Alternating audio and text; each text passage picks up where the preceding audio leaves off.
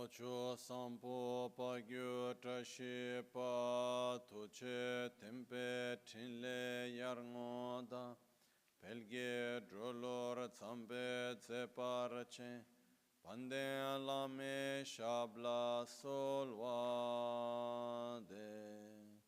Omo a guru vajradara sumati munishasan Uta vardanya shri badra varsa manya sarva siddhi hum Omo a guru vajradara sumati munishasane karm Uta vardanya shri badra varsa manya sarva siddhi hum Om a guru vajradara sumati munishasane karm Uta vardanya shri badra varsa manya sarva siddhi hum Om guru vajradara sumati munish Uta vardanya shri badra varsa manya sarva siddhi hum Om guru vajradara sumati munisha sane karm Uta vardanya shri badra varsa manya sarva siddhi hum Om guru vajradara sumati munisha sane karm Uta vardanya shri badra varsa manya sarva siddhi hum Pakyuke kudan dagi lo, pakyuke sundan dagi nga, pakyuke tukdan dagi yi, tön yerme çıktı çingi lo, makyuke kudan dagi lo, makyuke sundan dagi nga, Ma köke tukdan dagi çıktı çingi lo Om muni muni maha muni shakya muni svoha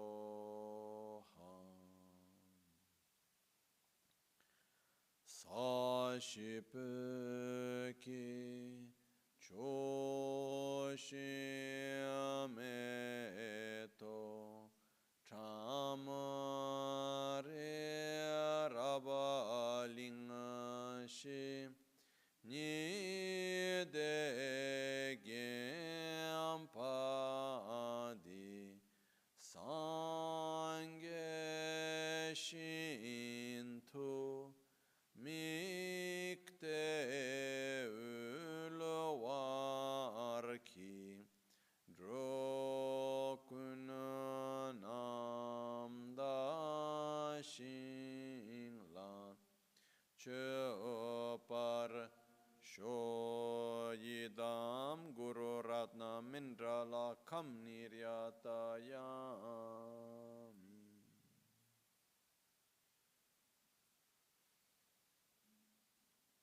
Sangye chedan sogi chonam la chancho pardo dani kyapsu chi dagi jinso gibe sonam ki drola pinchra sangye drupar sho sangye chedan sogi chonam la chancho pardo dani kyapsu chi dagi jinso gibe sonam ki Drola pinchra sangye drupara sho sangye chedan sogi chonam la chancho pardo dani kyapsu chi dagi jinso gibe sonam ki drola pinchra sangye drupara sho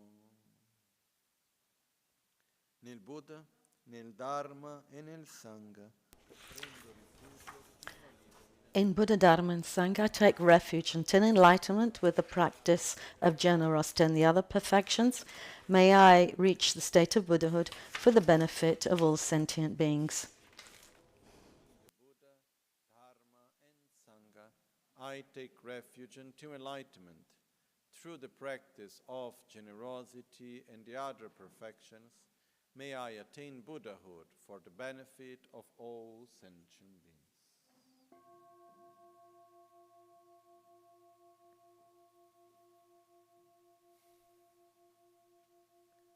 Namo yal haye ke dan lu dan jin ke ru dan da mi ke nam da ro kun ge janama chi tsampa tham che ke to da ge che ten tham che ke to da ge che ten.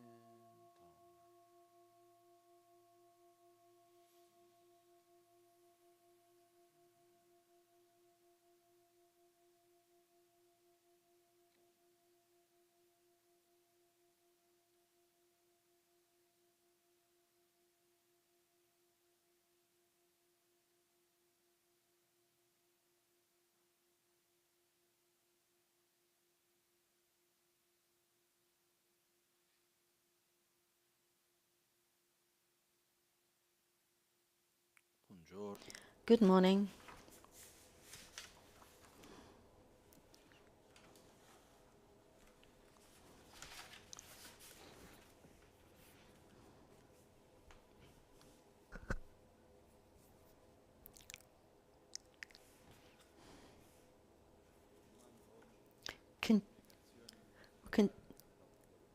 We'll continue our explanation of self-healing today.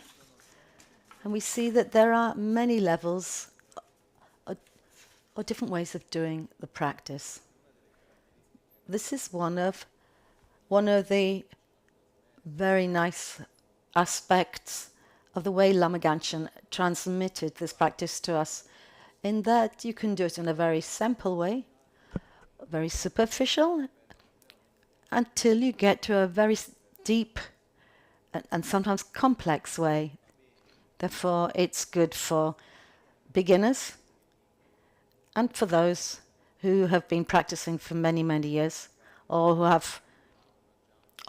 those who have a deeper approach. This is important to remember. There's not the right or wrong way of doing it in that sense. The important thing is to do it according to the stride of your own legs. Let's remember two concepts which are very simple, which are very important. The first is that the point of departure to get to any destination is where we are at this precise moment. It's useless to say to get there, it would be easy if I left from there. But if I want to go there, and we find ourselves here, the point of departure, which is here, where we are already. Otherwise, we say, oh, it'd be very nice, but if I were there, it would be very nice, and we waste a whole load of time. The important thing is to remember that wherever we want to go, we need to remember where we're starting from and to embrace that. And there's nothing wrong with that, where we are now. But I have to start with where I am. Sometimes we have a kind of idealized image of how we should be, and we try to imagine ourselves or project ourselves to a place where we're not. So we start with where we are and how we are now. And the other aspect is, the first, going back, is to start from where we are now. And the second point is that the quickest path is what we're able to do. Because if you start saying, it would be faster if, there's a path. I want to get to the top of a mountain, let's say. And to get there are two paths that we know of. One is you have to really climb on you. It's 5 hours, but with a very stiff, steep climb. And the other one is 5 days of walking. Which one is quicker? Which path is quicker? it's not for example, for me, the climb up on all fours, I would probably fall, I'd hurt myself. It would take me years and years to be able to take that path. It's true if you can say, oh, if I were able to do that path,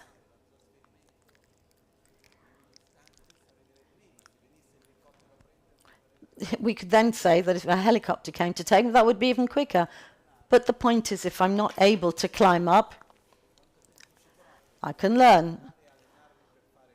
All right, but how long would that take to learn how to do that? Maybe years. So in that case, 5 days of walking are much quicker. The path which is quickest is that which we can take. We can go on. It's not that which ideally for whomever would be the quickest. And there's a third aspect, if you like. And it's not necessarily true that the quickest path is the correct one. It's not necessarily true that that experience would transform us. So it's the process that's important in transformation. But that's another subject. So when we look at a process of meditation, for example, in self-healing, which I'm explaining in a deeper way these days, so we need to remember we have to respect our own capacity. Where I am, what I'm able to do, what I'm not able to do. It's useless to say, run towards something that we're not able to sustain. So there's a danger of saying, I should be able to meditate like this. As I can't do it, I think I'll give it up. That's a danger. The four forms of laziness. There's first type of laziness is, I don't want to do it. At least that's an honest. There's laziness. Yes, it's important. Very good. It's very nice doing self-healing. Yes, I'll do it, but later. Procrastination.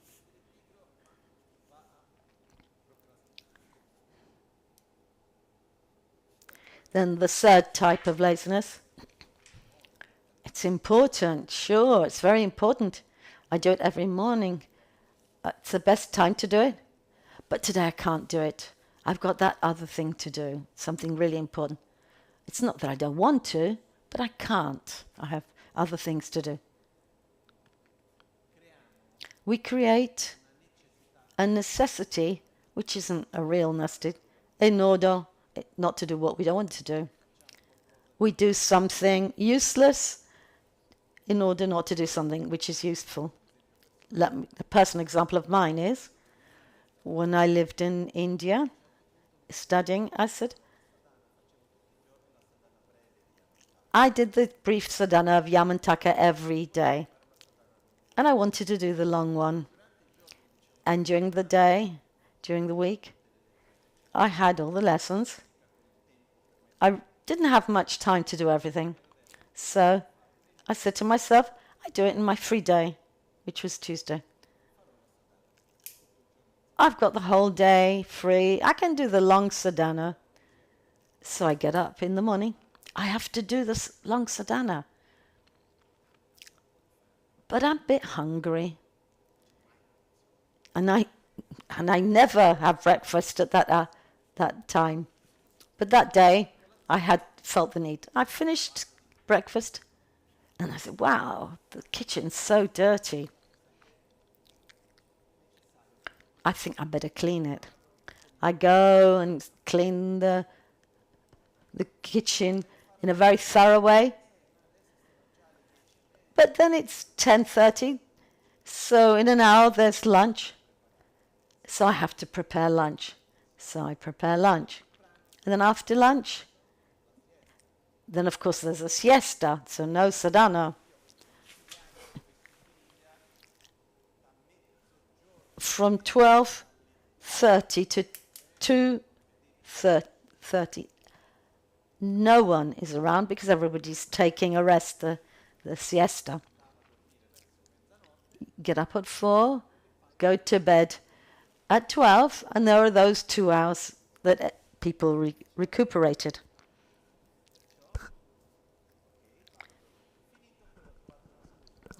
So then I found a whole series of excuses, and then I got to the end of the day. I hadn't done the practice. Why? Not because I didn't have the conditions, because I created a whole series of conditions because I didn't really want to do it. That's a type of laziness. And when we don't prioritize something, we don't do the more important thing, it's because we don't want to do it and we focus on something useless. And the fourth type is even worse.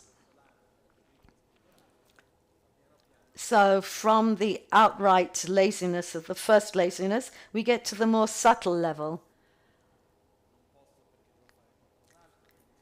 So we go down in level of depth. So one is that the fourth type is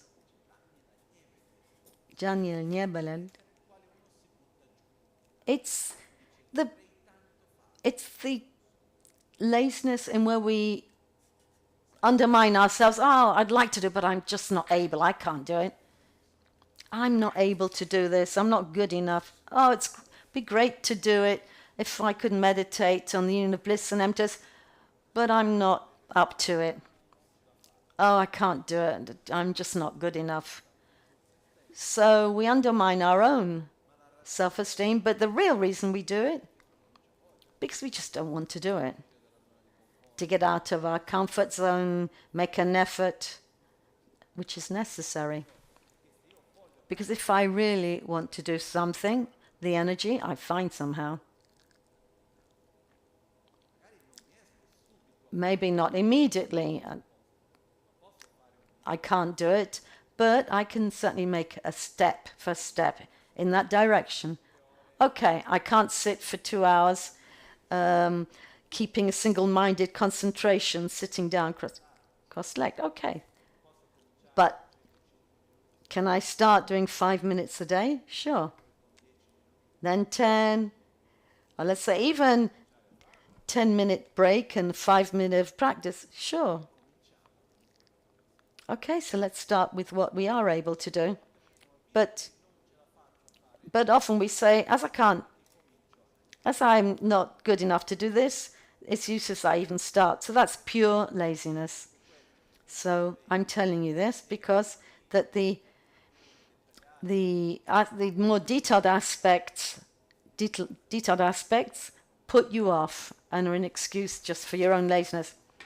No, it's so complicated. Therefore, I'm not going to do it. One of the main aspects of self-healing is that it adapts, easily adaptable to the abilities of each and every person.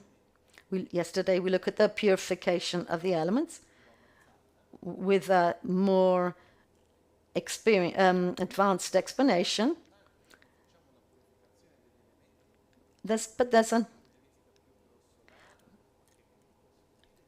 But now I'm telling you,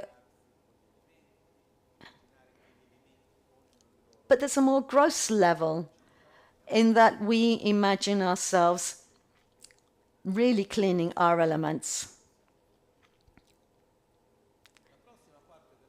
The next part of the practice, which is called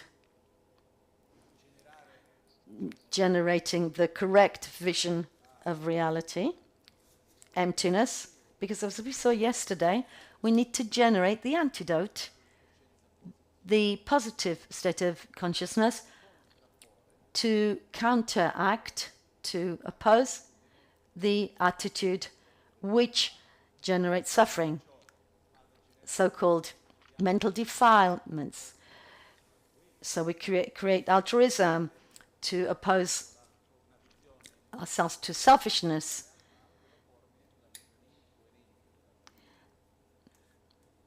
So we need to have a consistent, coherent view of reality. Okay, let's get straight to the point without going around the houses. Because we've seen this many times, those who haven't heard it, but I can assure you, we'll have many, many opportunities to look at this. Let's get straight to the point.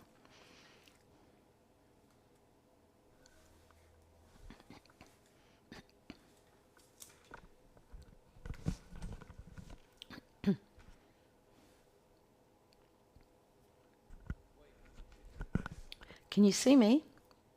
Let me ask. Can you see me? Sure. I can see you. You can see me. That's already something.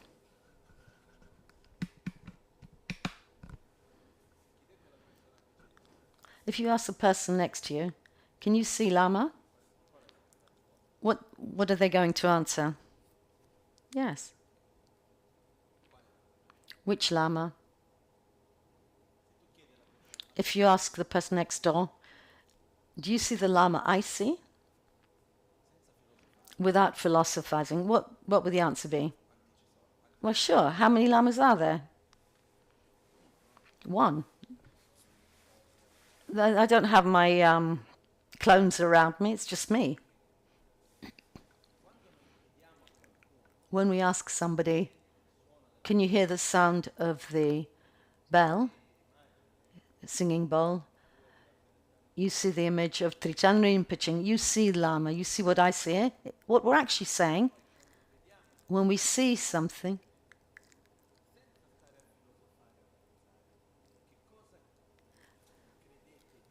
what is it that it appears to you? What do you believe that you see? Me?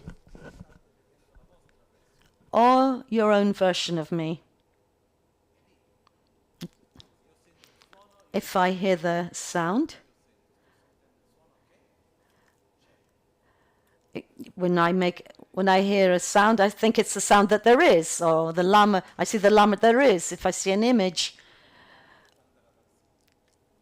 when I see Amitabha with the consort, Pandavarasini, our perception, how does it appear to us? I'm seeing what actually is there. I'm not seeing what I see. I don't know if that's clear, the distinction. What we see or hear or touch, etc., seems to us as if it were an objective reality, autonomous, independent from us.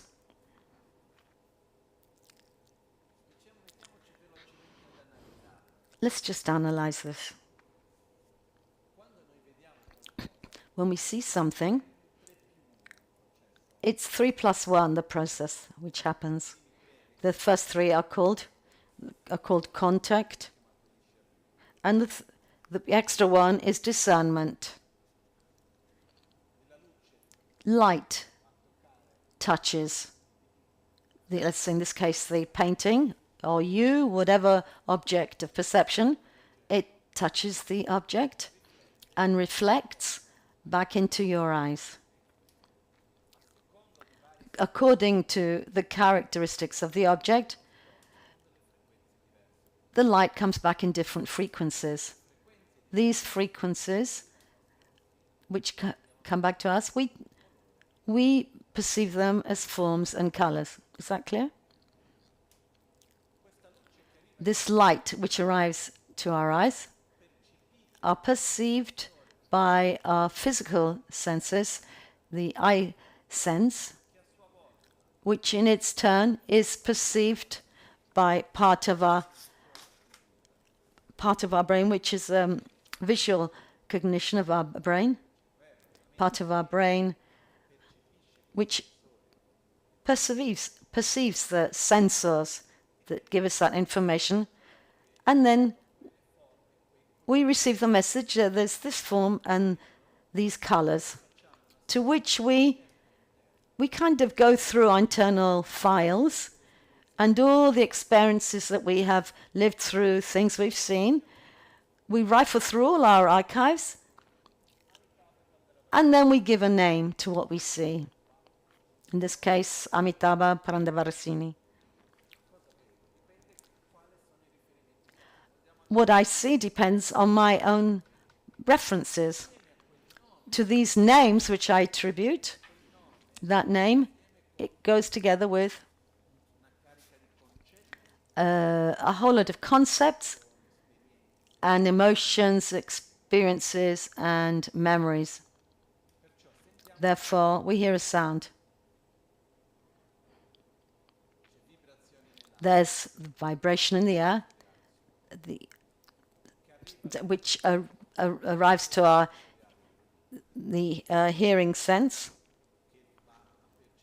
which perceives the little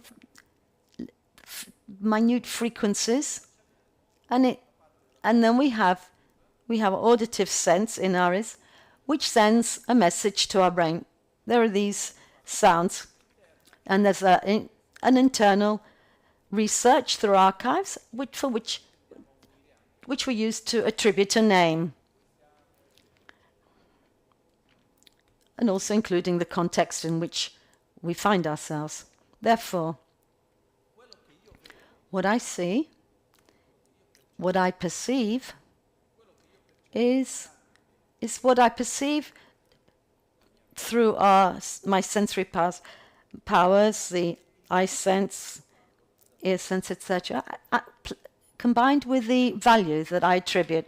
While you see me, the light which touches my body and reflects to all of your eyes. Those who are nearer, it arrives in one way. Those further away, you receive a different image. Also, if you're at the sides, so it's similar, but it's different. It's also true of the sound, the vibration that arrive to our ear sense, our sensory powers, the eyes. For example, our eyes are all the same, or are they different? The visual power of each of us is different.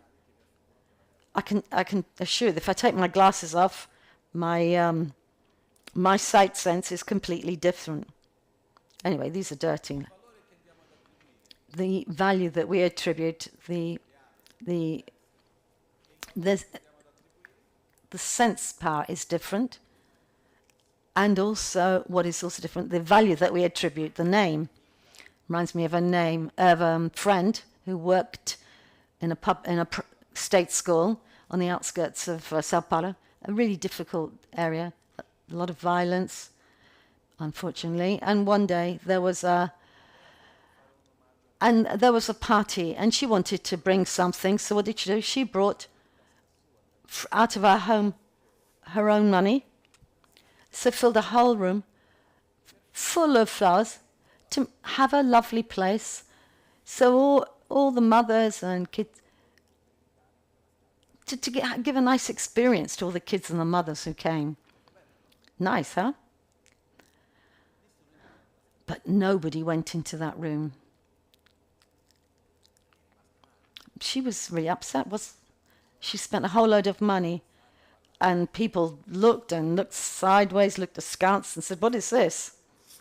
And she felt so bad, and talking to somebody, "But why did nobody go in? What's wrong? Have you got something against me?" And they said, "No. They said, somebody from that area, flowers for us, we only see them at funerals.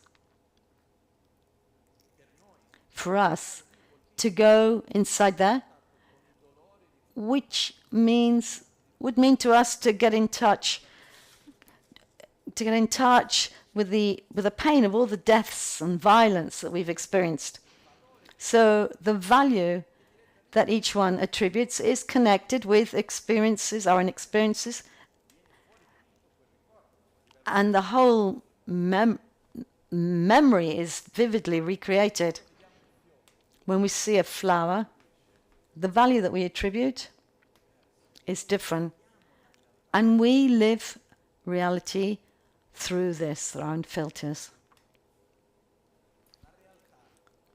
Reality is subjective and based on relationships. Relative and relative. I see it through my senses and the value that I give. And you could ask, you see, and if you were to ask, do you see Lama? What would be the right answer? For example, people say, oh, Lama, nobody understands me. And I say, don't worry, nobody will ever understand you. Because nobody can experience reality as you live it. Nobody can see you as you yourself see yourself. It's impossible. But not only you, anything. But even if it's so clear that nothing exists independently from our various filters, when we see something, how does it seem? Does it seem subjective? Or does it seem independent from us? I see my perception of reality, or I see reality. Which is it? What do we say to ourselves? Well, philosophizing, what would we say? It's my perception, but every day without philosophizing, you'd say, look at that car. Do I say, look at that car, which I perceive in that way? No. Reality appears to us in all its manifestation as if it were autonomous and independent, because everything appears to us as if it appeared independent from its relationships. So independent in its relationship to other things, and also autonomous, as if independent from its network of relationships. It's not possible to take whatever you want from a macro level to a micro level to even a quantum level.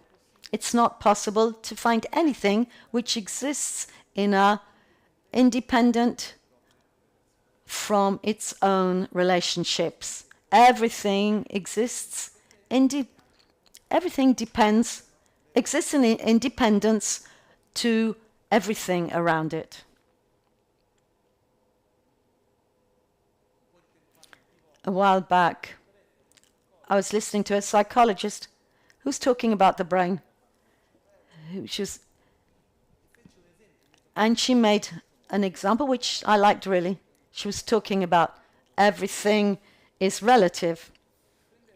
And she took as an example a metal cup. Well, let's take this singing bowl. And I ask you, is a singing bowl, is it solid or not? What would you say? What do you think? It's solid, no? It's objectively solid? Or is it subjectively solid? Is it objective or not? Actually, in reality, no. The solidity of the singing bowl exists only in relation to the object which it encounters. In this case, my hand.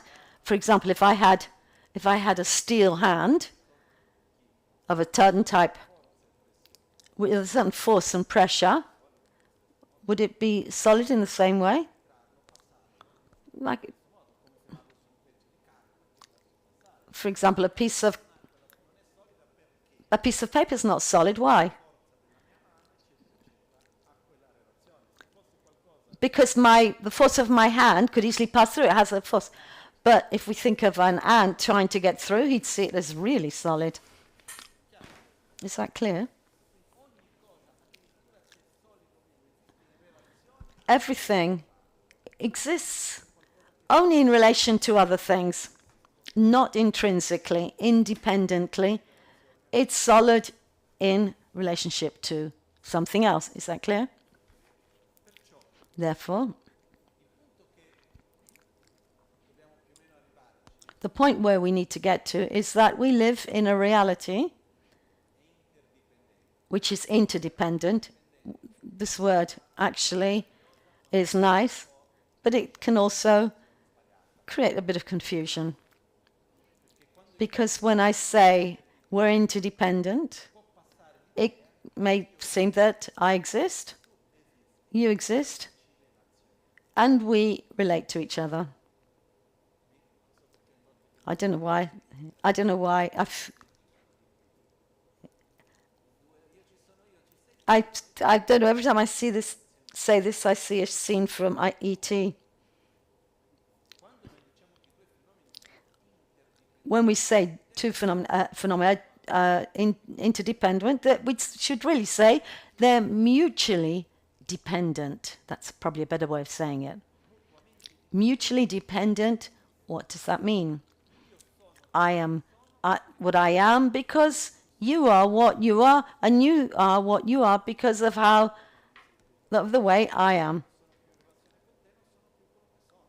Because if I'm not in relationship with relating to you, I'm not what I am. The banal example is that, let's take two chairs.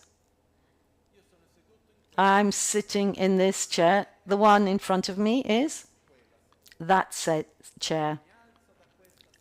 I sit up from this chair and I sit in that chair, which becomes this chair.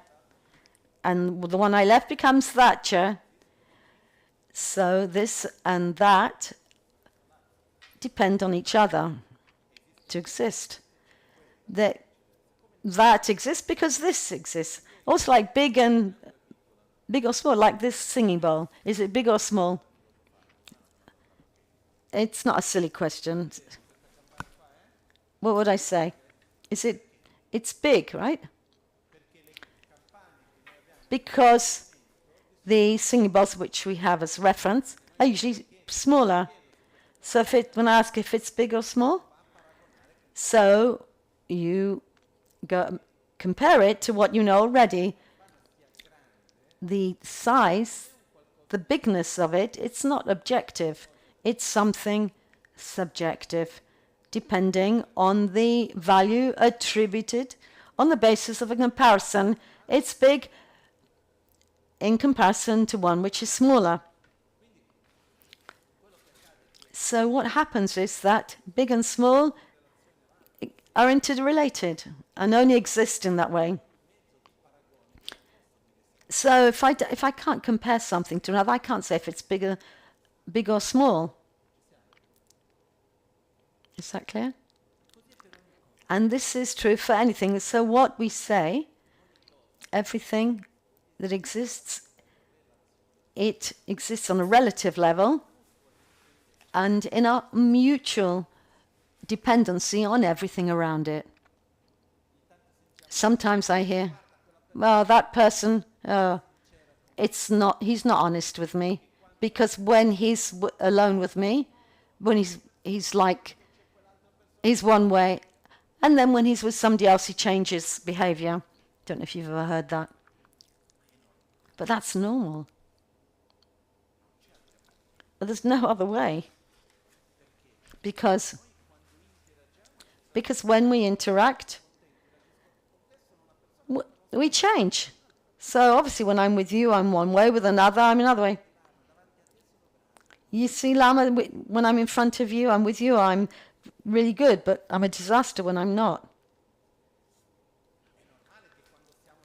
It's normal when we're with, it's obvious when we're with somebody that we have a relationship of respect and a certain type of relationship, we behave in a certain way. So we change in every moment according to the interactions that we have in every instant. Therefore, what happens is that every phenomenon is interdependent in that there exists a network of relationships in which there's a reciprocal mutual dependence. Is that clear?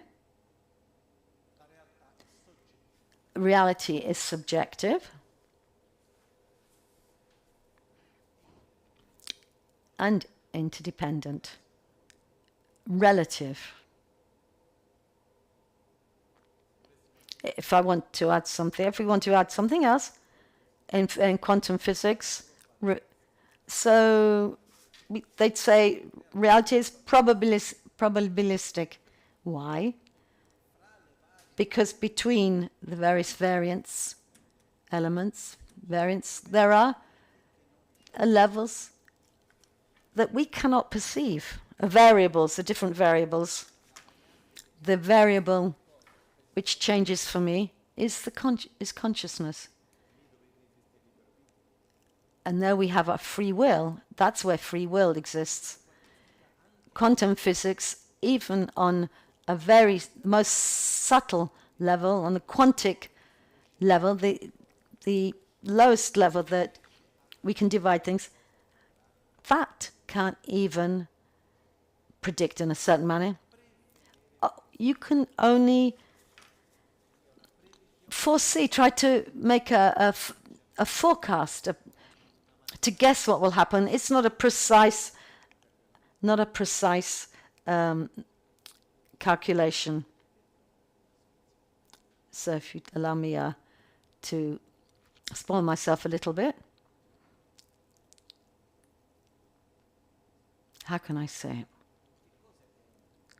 What is 1 in maths? What is 1? 1 and 1 is 2. Is that right? What is 1? How do we define it? Is it objective or subjective?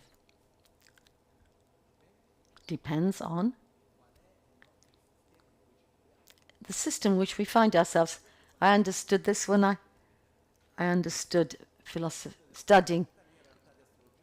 When I studied Tibetan astrology, I actually studied more of the astronomy, the calculations of various planets. You see that there are units where 1 corresponds to 60. And in some cases, 1 corresponds to 28 parts, another part, or 12 parts. If we talk about cycles in the zodiac, how many cycles are? 12. The unity is made of 12. So in the lunar cycles, we have 28. So in degrees, divided into 60. So when we talk about numbers, we were educated to think in a decimal system.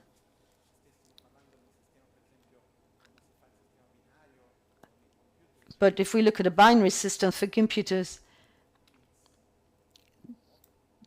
1 is formed of 8 bytes. Depends of the system that we're using. So 1 is not always equal to 1. Depends on the system and the value that we attribute. Let's say I have 16 parts, and that becomes 1.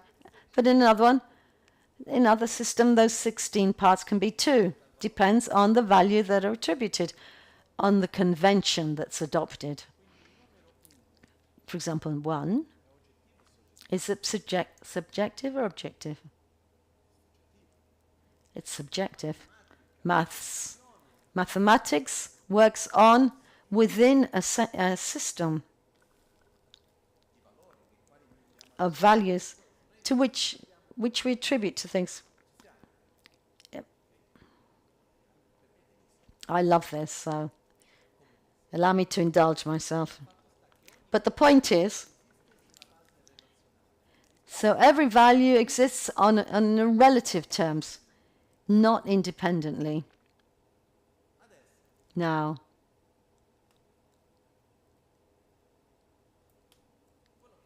what happens is that reality, including our own being, appears to us as if it existed in an objective, autonomous way, as well as permanent.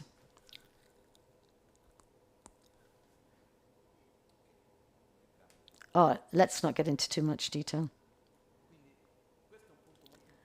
This is really important. We have to allow ourselves to perceive how reality appears to us, to see that appearance as if things existed autonomously, separately, and independently, and in an objective way. For example, the central column here in the temple. The column's there, and I'm here. What have I got to do with the column? Look at the column. Has the column got anything to do with us? I'm here. I see it. We see it as something that's independent, it's got nothing to do with us. And it appears to us as if it were, I see it, everybody sees it the same, it's just there, nothing to do with us. But if we analyze, get into details, we see that what everybody sees is something different. It exists only in a relative way, according to its parts, the way it interacts, and how we interact with it. The fact that we're here in this place and that the roof hasn't crashed down on us depends on the column. That's also a factor. There are so many factors. So things that we're looking at here depend on the strength of that column and the support. We could go on and on. So there's much bigger relationship with that column and so many things that we can see instantly. So reality appears to us as if it were autonomous, independent, and objective, and permanent. Can we at least see that? What does this appearance imply?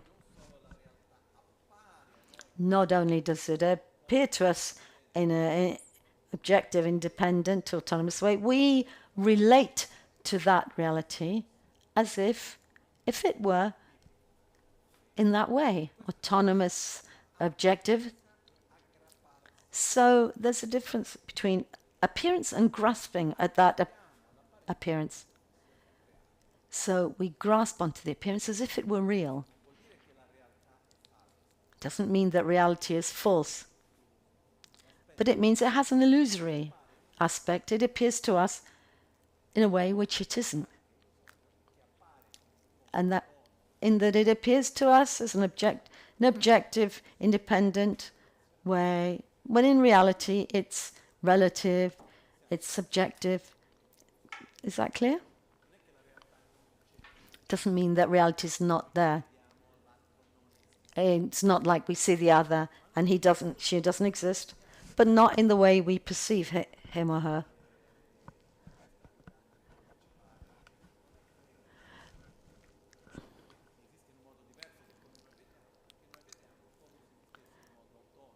Yeah, not because his head's bigger than this person's head, bigger than we perceive it, but rather it is not independent, fixed reality that we perceive it as. The fact of living reality, perceiving reality in ourselves as objective, autonomous, and independent, it causes us to see ourselves as separate from everything around us. And there are many, many negative consequences of this. But in few words, this grasping at reality as if it were autonomous, objective, it's spontaneous. It's not something we consciously do. Danger is it becomes causes us to live in a very selfish, this with an obsession at our self-gratification. And each one of you, that the I is the most important thing that ever existed in the universe. We're egocentric, of at the center of everything. We refer everything to ourselves. Otherwise, it doesn't. This inability to see everything, anything apart through ourselves, is the result of seeing ourselves as totally detached from everything around us. This egoism, egocentricity as well, it creates attachment on one side, unlimited desire, aversion, and hate and anger on the other. Therefore, if we were to make a design, we have the base of various mental defilements: jealousy, attachment, fear, anger, rancor, dissatisfaction, agitation, etc. And those in turn can form 3 points. Attraction,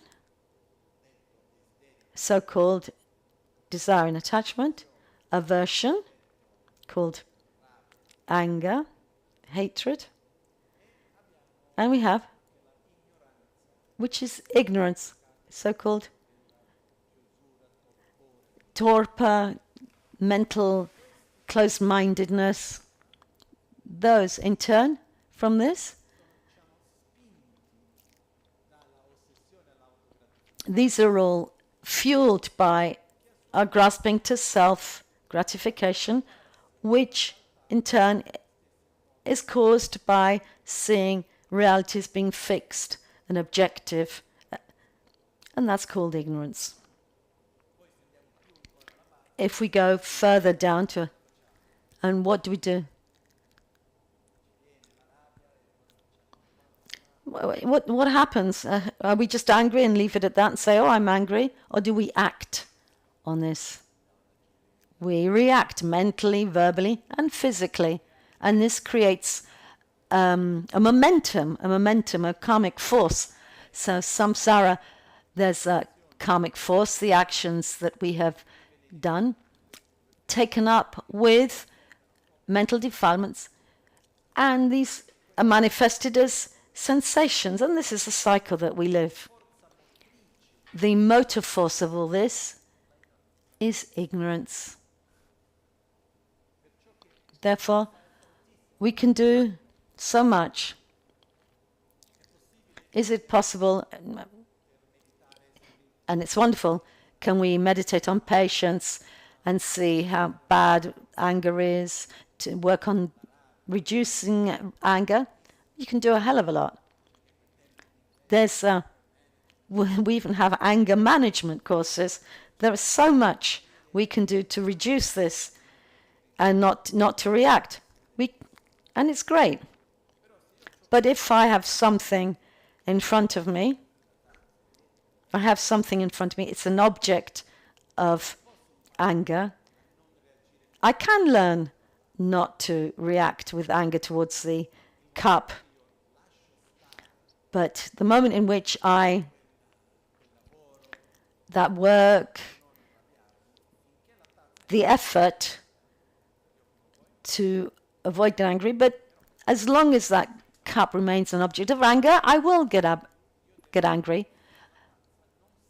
What I have to do is to transform the cup so it's no longer an object of anger.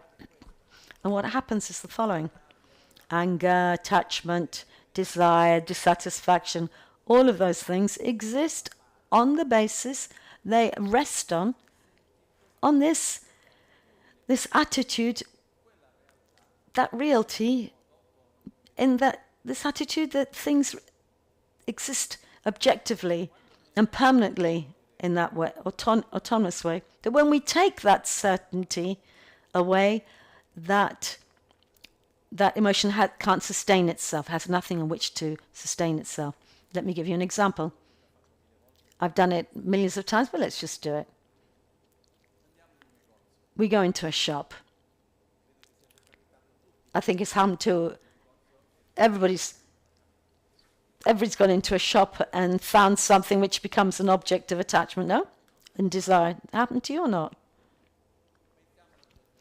Let's think of a general object. Let's say a jacket. We see a jacket. We say, wow, what a nice jacket. Oh, it's a bit expensive. Well, maybe I've got the money, but I feel a bit guilty. Maybe I haven't got enough money, but we see the object and we go through this dialogue, oh, I want it, I'd love to have it. But while we're there, deciding whether to get it or not, but then wanting it becomes, no, I need it. I have to go to a wedding or a party, I need it. So the desire becomes a need. And I have to wear this dress or a pair of trousers that would go so well with this jacket. I need it. Okay, I'll save money elsewhere. Because I need it so much because at the party there'll be somebody that I want to make a good impression. So I have a certain attraction towards that person and I have to look nice, have to look good. And the jacket is nice. So we're there. Just imagine. And then and just imagine the person that we want to impress comes along. Oh, you're here. Hey, what are you doing here? Oh. And we say, and then this person we were going to impress us. Wow, what a horrible jacket. God, you need to be really brave to wear such a horrible jacket. You need to be out of your mind to wear something like that. And look how much it costs. Oh, and it's all synthetic. It's no good for the environment. Somebody who dressed like that, I wouldn't get anywhere near a person who wore a jacket like that. Anyway, I have to go. Bye, nice meeting you. And we're there together with the jacket.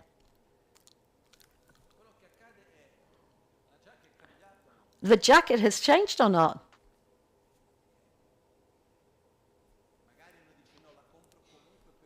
Yes, you might say, hey, I'm going to buy it anyway out of pride.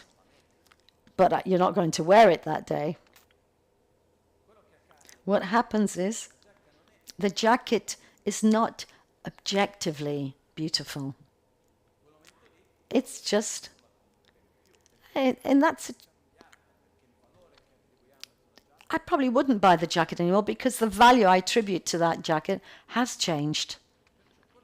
So what happens is that the object of desire, while the desire is there, the jacket, we see it as objectively desirable or objectively ugly. And an object of anger is inherently horrible. We don't go through the train of thought that it's because of the way I'm feeling, etc. Objectively, is it like this? An object of anger, it only exists as such on a subjective relationship. And when we have an object of anger and we really manage to see it does only exists in a subjective, relative, interdependent way as an object of anger, the anger can't sustain itself.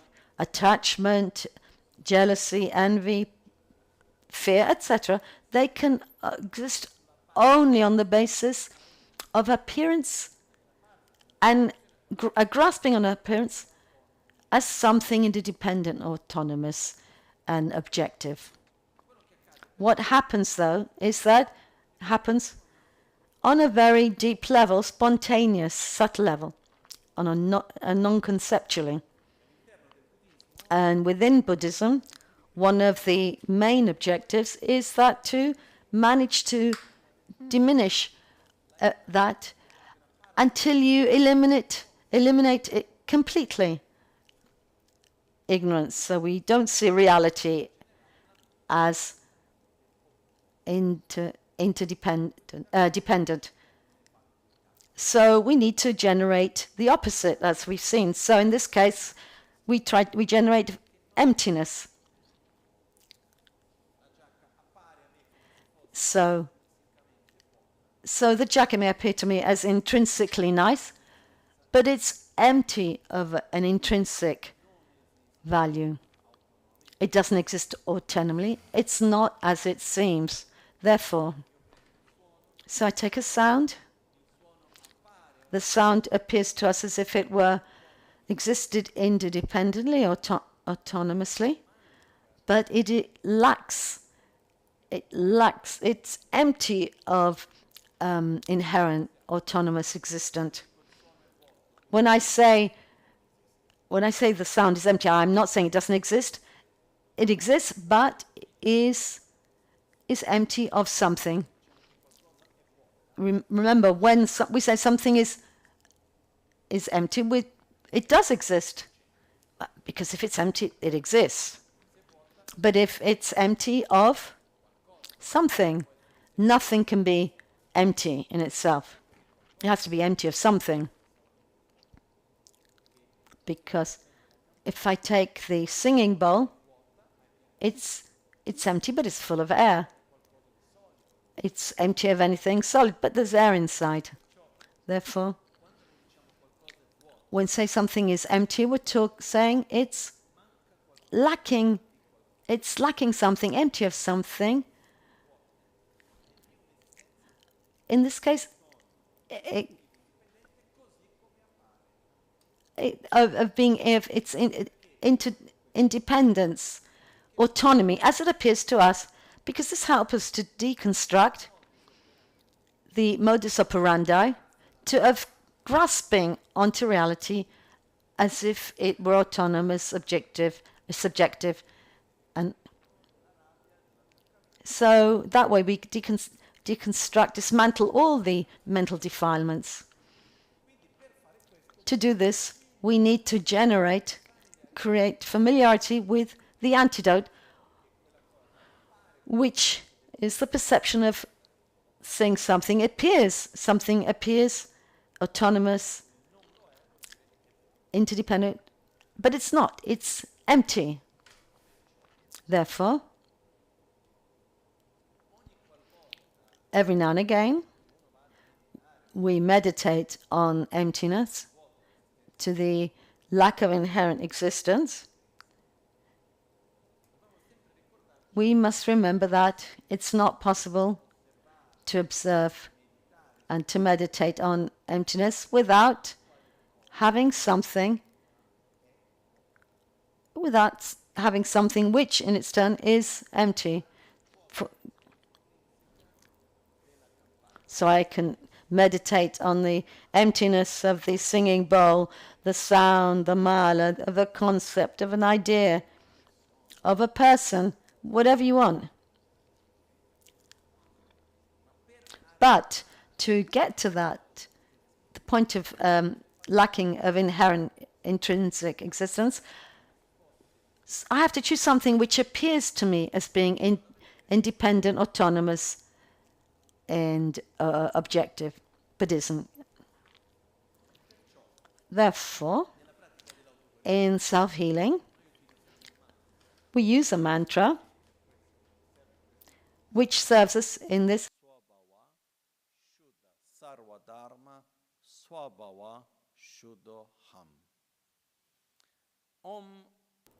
Om means so many things, but in this case it means body, mind, and speech. Om. Sobhava. Shuddha. Sobhava means nature. Shuddha. It's like as in Shuddha Shuddha Saha that we've seen in self-healing, which means clean. Clean. Shuddha, clean. Nature, clean nature.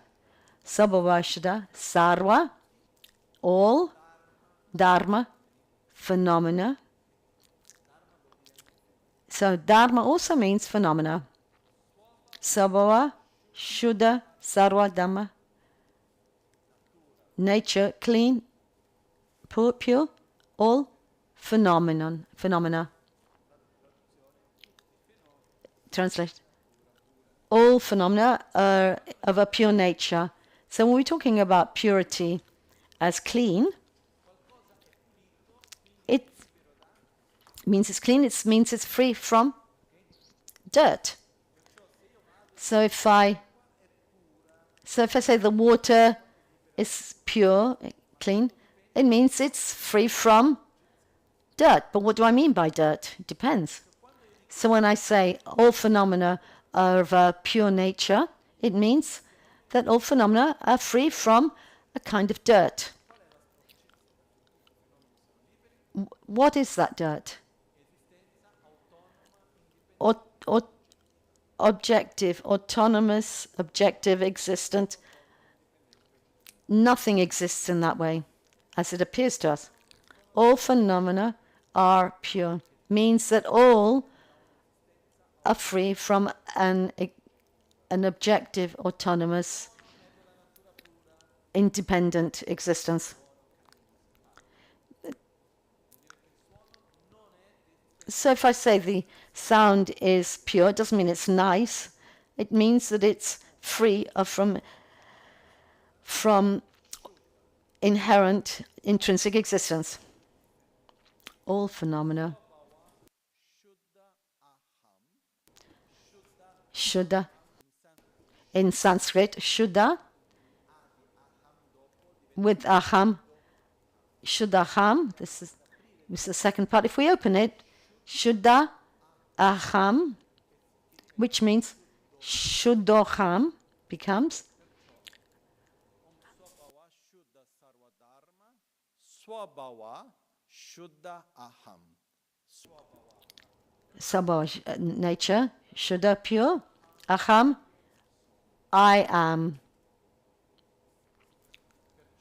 Therefore, nature, pure, I am. All phenomena are of a pure nature. I am of a pure nature. Therefore, what does that mean? All phenomena, everything I can perceive, everything that exists, is free from an intrinsic, inherent existence. And also, I am. I'm free from an autonomous, interdependent, objective existence. Therefore, all phenomena pure, and pure nature, I am. Therefore, once more, all phenomena of pure nature, in that they're free of intrinsic, independent, objective existence, and so am I.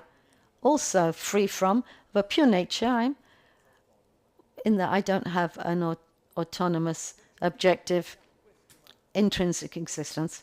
So we use this mantra when we reflect on the lack of inherent existence, intrinsic existence. Of what? Of everything that appears to us. Could be what we see, what we hear, but first of all, our own being, ourselves. We perceive ourselves now, and when we perceive ourselves, the I, it appears to us as if it were autonomous, if we were autonomous, interdependent, intrinsic. After we do a Lam Ram Bam, we have this sensation of bliss.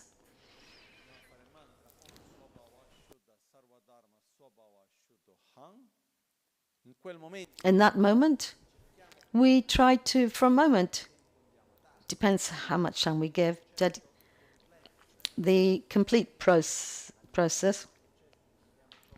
If we were to divide it in the various parts, which you can do, the first would be to observe in which way a phenomenon, whatever, my sensation, my mind, my being, my body, can be an external one like sound, whatever it is, in the way in which it appears. And we allow ourselves, and I appear to myself as if I exist in an autonomous, independent, objective way. I allow myself to see this appearance. This sound is a bit easy to understand. I hear the sound. I see an image in front of me. It appears to me as if it were independent, objective, intrinsic. I experience that as if it exists as I perceive it. But then I start analyzing. Well, hang on a minute. The sound, well, how does it exist? It depends on vibration of the air, my hearing sense, the value that I attribute to it. What I hear is not what is, it's what I hear. It appears to me as if it were independent, intrinsic. It appears as if it were totally separate, detached from everything else. But sound exists only in relation to the atmosphere, that which allows the vibration to exist. So I deconstruct that solid appearance until I get to a point of hearing the sound, and I see that it doesn't appear to me as it seems, in that it's independent, autonomous reality is false. But when we deconstruct that appearance, we can't relate to that object, and in that we can no longer relate in the same way to the object. It's like everything disappeared. So I can't perceive it more as I did. In other words, in the same instant, this object, there are an infinite number of possibilities. We choose one of the possibilities, and we attach ourselves to that, and we call it reality. Otherwise, I go into kind of short circuit at the minute. When I see that it lacks inherent existence, we kind of go into a state of shock, short circuit.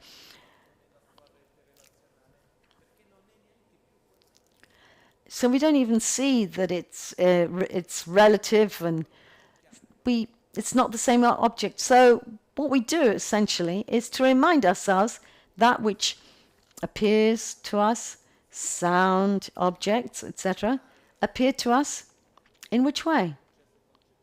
It's not a conceptual process. We need to see and feel the appearance as we see it normally.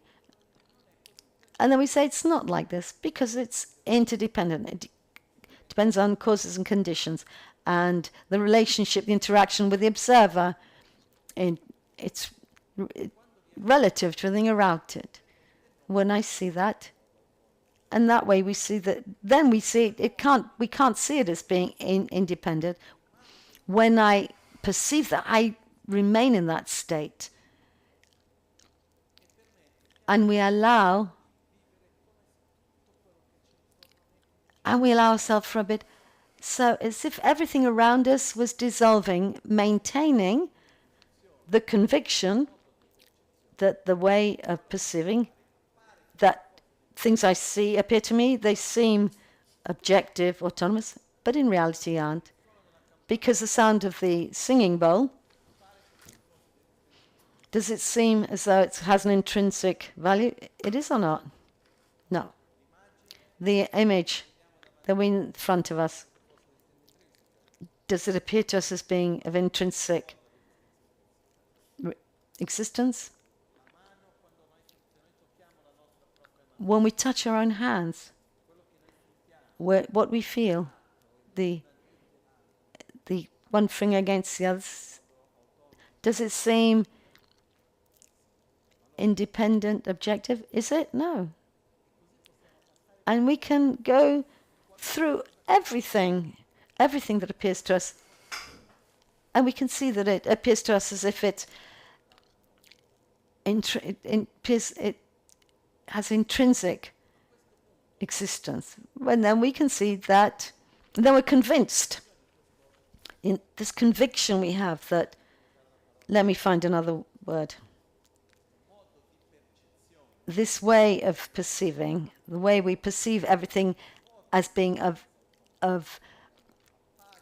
being empty of intrinsic existence, inherent existence. And this way, we start to, so we go through the process of the dissolution of the elements and go through the death process. I was actually going to do that today, but we'll do it tomorrow. In this way, what we do is to start, we see that the whole world dissolves into light. This dissolving into light, it's not like we're simulating the disappearance of the word. We're simulating that we are turning off our senses one by one when we go to sleep. It's not like the world around us ceases to exist. No. We turn off our senses one by one. In this moment, we're going to simulate the process of death, maintaining, ideally, in every part of this simulation, the fact that things appear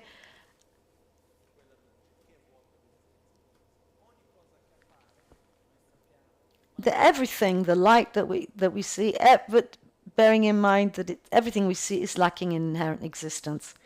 Let's start slowly turning off our senses. What's the first sense that is extinguished? No, it's sight. The eyes start to close. We continue here, but then it's like when you fall asleep while listening to somebody speak. The first thing is the eyes close. Yes, okay, I can hear you, I'm listening. But then the sound of the voice gets more and more distant. The second sense that to disappear is hearing.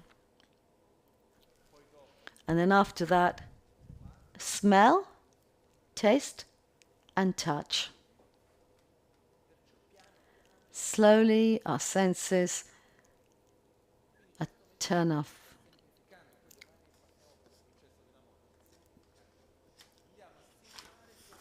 We're going to simulate each of our senses. We're going to imagine that we lose contact. We don't see. Everything dissolves in light. We lose contact with sound. That dissolves. There's no taste. There's no more smells, touch. It's as if slowly everything is dissolving. And there are two analogies. One is, it's as if we had a lake, with very still lake, and we put a stone in the middle. We get ripples that expand. That's the metaphor of emanating. When light emanates, so it's like the ripples that emanate from the stone. In this, the absorption, in this case, of the matter is like going, like if we breathe on glass, we get clouds up. If we leave it there slowly, it's no longer the first. Which bits clear up first? The outside or the center?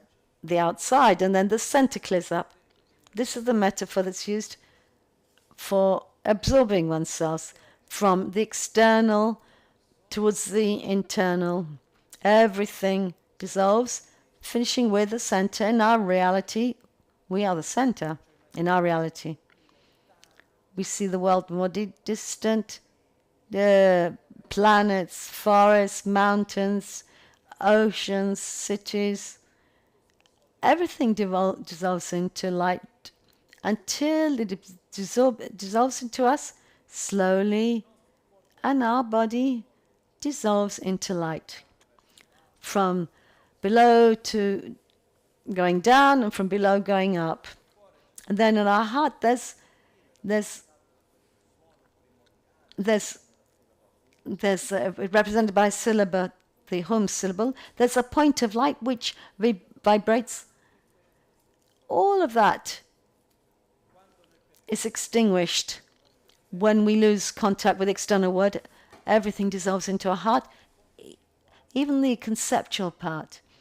Slowly, our emotional part exists to exist until there's nothing but a luminous space in which there are no you, me, here or there, this or that.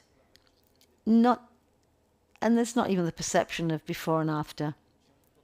There's a total emptiness. It's as if one is out of the sphere of time and space.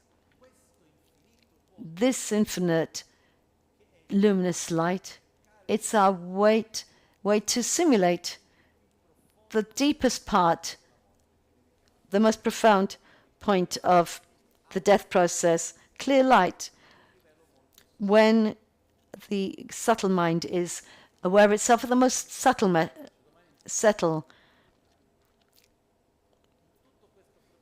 level. Everything appears to us like light, the body, sensations, everything, and which dissolves, and we see it as lacking inherent existence. Until this luminous emptiness, we see it as inherent existence, but actually it's lacking inherent. Even that doesn't exist in an autonomous, independent, objective way. So I start with that object,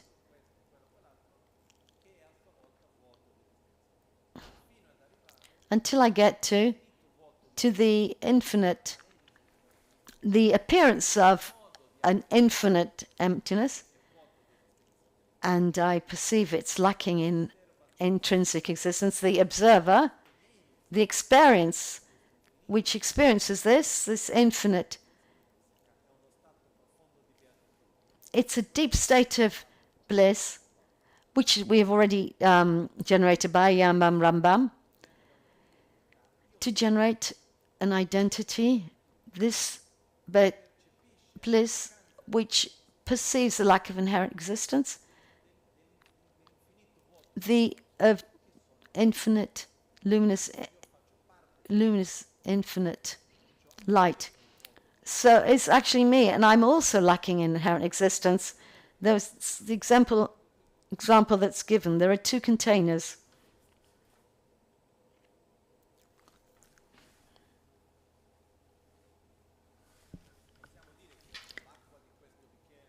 So I can say this cup's water, this glass is water, and this cup's water. They're two, right? Let's say I pour one into the other.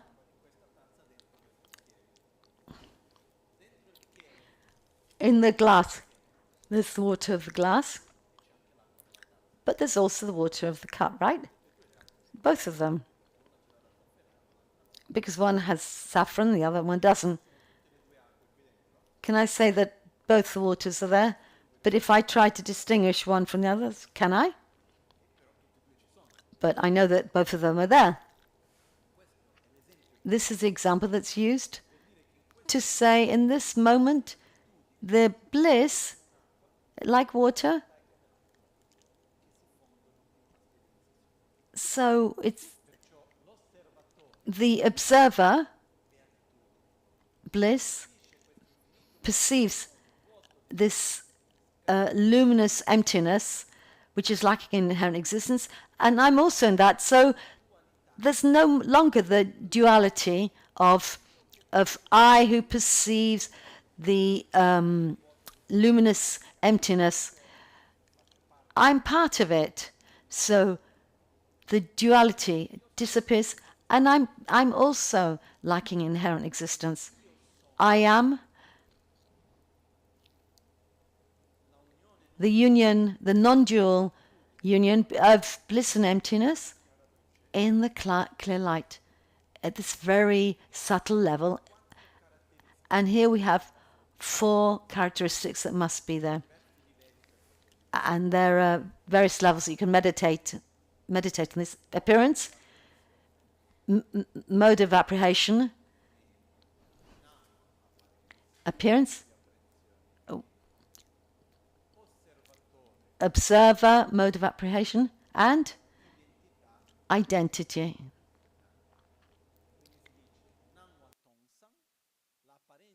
Appearance of a total emptiness, mode of apprehension of seeing the lack of intrinsic existence, inherent existence. The observer and is the big bliss.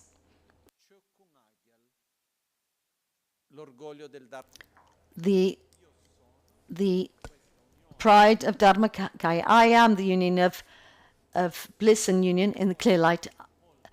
I am the very subtle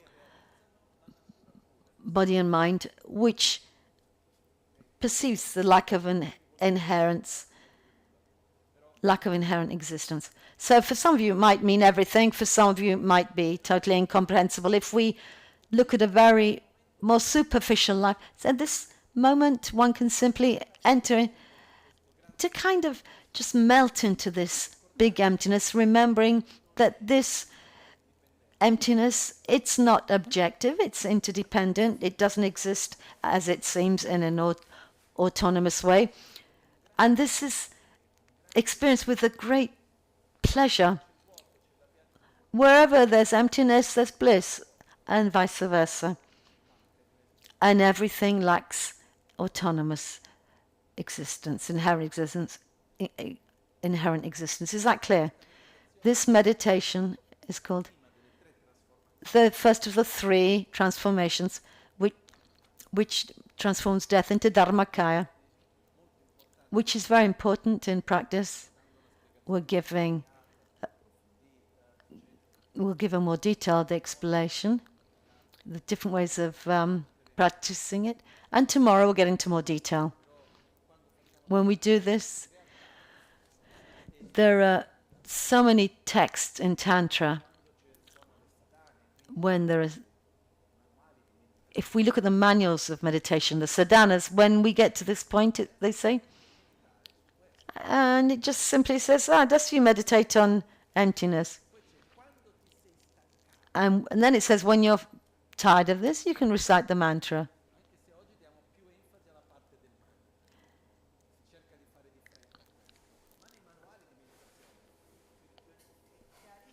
It's clear in all the manuals. Even though we focus more on mantras, just remain there, and as long as you can, to meditate on emptiness before you go on to the rest.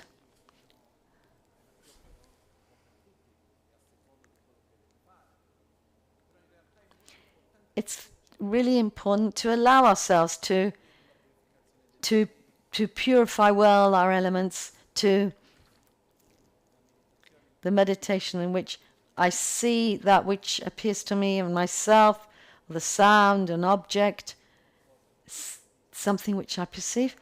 I can see that it appears to me as it has an intrinsic existence. It appears that way. But then I can see it's not like that. We see that the earth dissolves into water, and then I lose senses until I get, after all the elements have dissolved, I get to the point of the bliss and emptiness in a luminous light, luminous emptiness, and I'm the nature of bliss and emptiness, and we relax into that state for a while. From this, the rest comes, which we'll see tomorrow. Let's see briefly the death process, and then transforming Bardhan Sambhavakaya and rebirth in Nirmanakaya. So we'll see all that tomorrow. One of the nicest things in this meditation, which we'll see, it helps us also to abandon, is to overcome the fear of death. It's a way of familiarizing ourselves and making friendships with our own death. It helps us to experience and to understand, or rather to understand then experience, and that death is not the end, it's just a passage.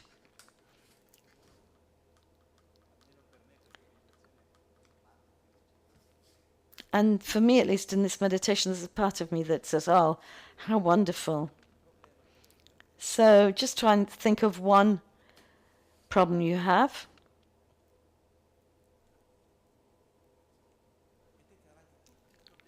Let's think of any problem you have in this life. But just think, all these problems exist only in this life.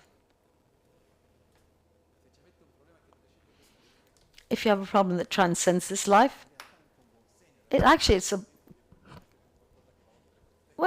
a good sign. It means you worry about something that transcends this life. But most of us, if you look at our objects of desire, of attachment, of anger, all this just disappears with death. To simulate the death process, to get rid of attachment, to go to the essence. I said I wouldn't go any further. Okay, but I have. We'll look at this tomorrow because it's really, really very nice. Let's make our dedications.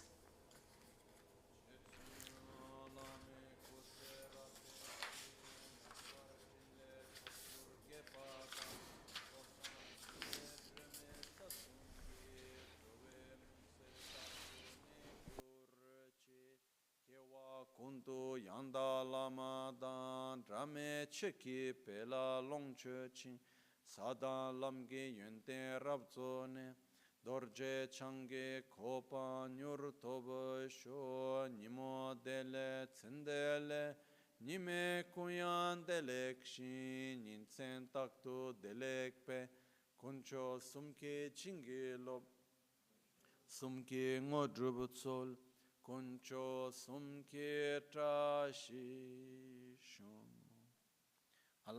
At dawn or dusk, at night or midday, may the three jewels grant us their blessings. May they help us to achieve all realizations and sprinkle the path of our lives with various signs of auspiciousness.